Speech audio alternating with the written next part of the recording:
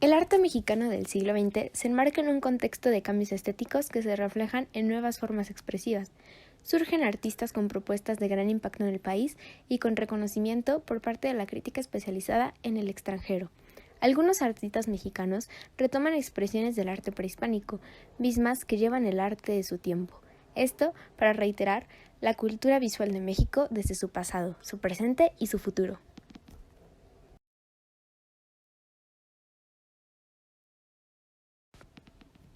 Durante el siglo XX, la ciencia y la tecnología tuvieron un desarrollo significativo en el país, específicamente en los campos de medios de comunicación y sistemas de transporte.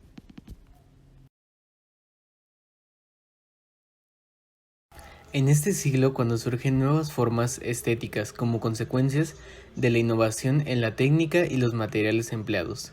Por ejemplo, en el caso de la arquitectura, se recurre al cristal, el acero y el concreto, lo que impactaría en la urbe del México del siglo XX. Asimismo, los pintores y escultores proponen una estética peculiar que genera una nueva era en el arte mexicano. Los medios masivos generan una sociedad de consumo, lo que lleva a un cambio en la cultura del país. En cuanto a la política, durante la dictadura de Porfirio Díaz, llamada Porfiriato, la cultura en México tuvo una gran influencia francesa, lo que favoreció la inversión extranjera y el crecimiento del país. Se podía ver un aparente progreso y crecimiento económico, aunque mientras los inversionistas extranjeros se enriquecían, la mayoría de la población mexicana se encontraba en la pobreza extrema.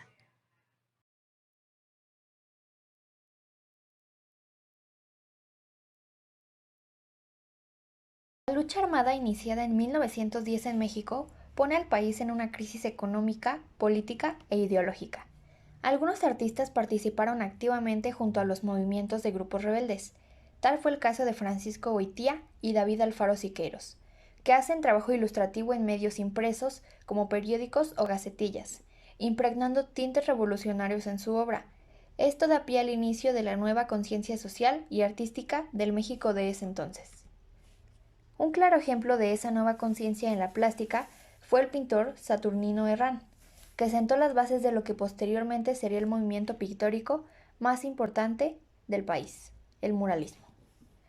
Saturnino Efrén de Jesús Herrán, conocido como Saturnino Herrán, fue un conocido pintor mexicano de la fase denominada indigenismo, aunque también se le considera como el seguidor del modernismo pictórico.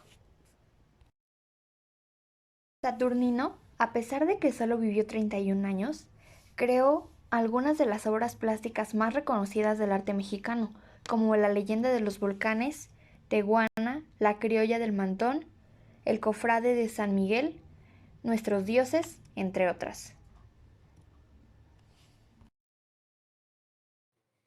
Alrededor del año 1911, Gerardo Muriño, mejor conocido como Dr. Atl, encabezó junto con estudiantes la famosa huelga de la Academia de San Carlos en la Ciudad de México.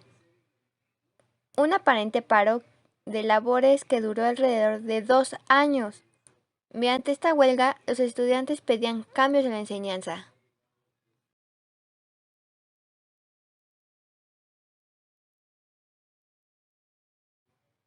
Después de concluida la huelga, Alfredo Ramos tomó las riendas de la escuela para dar inicio en el año de 1913 a la famosa Escuela de Pintura al Aire Libre, que buscaba renovar la enseñanza en las aulas al permitir a los estudiantes tomar clases al aire libre.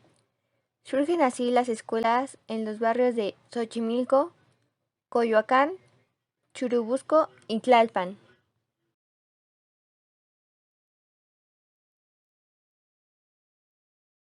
Con esta reforma se apoyó a los estudiantes para que su formación fuera activa y, a la vez, se les proporcionó espacios para exponer su obra, como la exposición de 1926, llevada a Berlín, Alemania, recorriendo además Francia y España. Esta exposición, las obras y temáticas de todos los estudiantes fueron recibidas con gran interés por la crítica especializada, así como también por el público en general. Lo que marcó el contexto artístico entre 1920 y 1950 como una propuesta propia del arte mexicano de ese siglo fue el muralismo. Algunos autores que pasaron al Salón de la Fama de las Artes a nivel mundial son los mexicanos Diego Rivera, José Clemente Orozco y David Alfaro Siqueiros. Le siguieron años después otros artistas de renombre con una propuesta estética también propia del México moderno: Rufino Tamayo, José Luis Cuevas, Jorge González Camarena, Juan Soriano y Mardonio Magaña, sin olvidar a Frida Kahlo. La década de 1920 permitió ver nuevos horizontes en todas las artes, situación inédita para nuestro país, que pudo hacer frente al reto con éxito. Ninguna otra nación del continente americano más que México se encontraba abierta a la posibilidad de un renacimiento. En los años 20 llegan ideas de todos los rincones del mundo, que son asimiladas y reinterpretadas en un proceso que incluía la búsqueda de raíces culturales propias. En una franja intermedia que las mejores obras de la arquitectura del siglo XX mexicano, que traspasan la etapa de la modernidad. Representante de ello es el arquitecto Carlos Obregón Santacilla, autor de la Escuela Benito Juárez 1923, la remodelación del edificio del Banco de México en 1927 y el edificio de la Secretaría de Salud en 1928. Juan O'Gorman fue el arquitecto mexicano por excelencia, considerado uno de los de mayor visión en la vanguardia de este tiempo. Es considerado uno de los artistas más completos e importantes de la escena mexicana del siglo XX. Él estuvo a cargo de las casas de Diego Rivera y Frida Kahlo, esto en 1931. O'Gorman es tan importante que el próximo 6 de julio se conmemora el nacimiento del artista y arquitecto.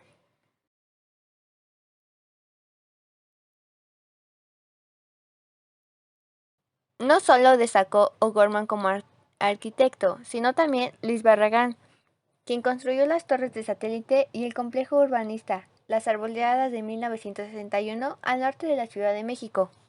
Otra de las obras más representativas del siglo pasado se encuentra en nuestra ciudad universitaria, construidas entre 1950 y 1952 por los arquitectos Enrique del Moral y Mario Pani.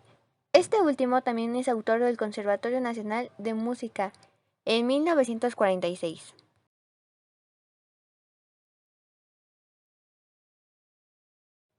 Y la obra más importante dentro de la ciudad universitaria es la biblioteca de Juan O'Gorman, Gustavo Saavedra y Juan Martínez de Velasco. Y por último, pero no menos importante, el arquitecto Ricardo Legorreta en 1968 diseña el Hotel Camino Real y en 1976, junto con los arquitectos Teodoro González de León y Agustín Hernández, trabaja en el diseño arquitectónico del heroico Colegio Militar.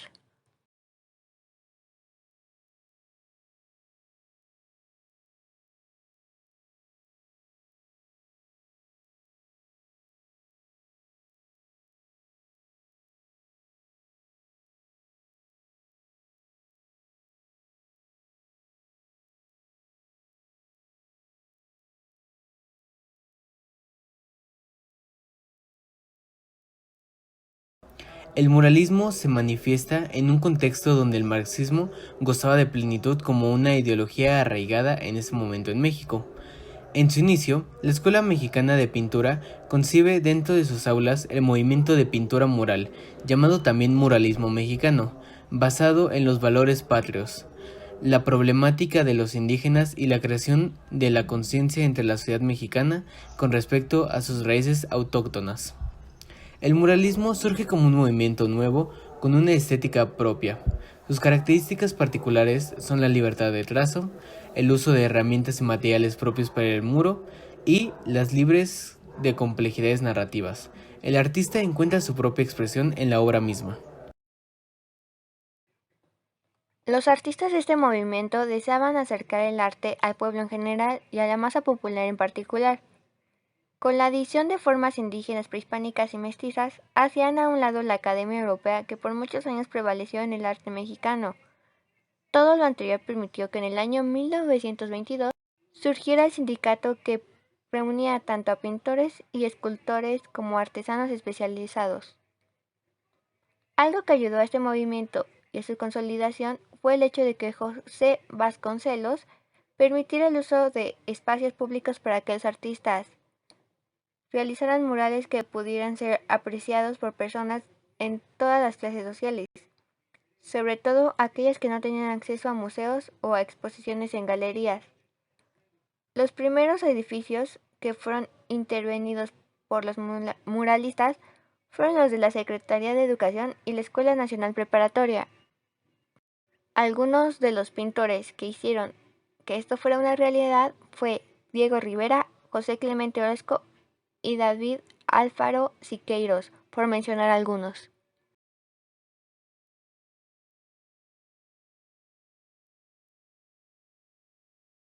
El uso de muros como soporte, sobre todo por sus dimensiones monumentales, permitió que ese movimiento, a través de la expresión estética pictórica con temáticas ideológicas de todo tipo revolucionario, impactara significativamente entre la sociedad mexicana, que veía la problemática del país reflejada en los edificios públicos, como la falta de solución a los problemas de grupos indígenas, obreros y proletarios, y el escaso crecimiento económico-social.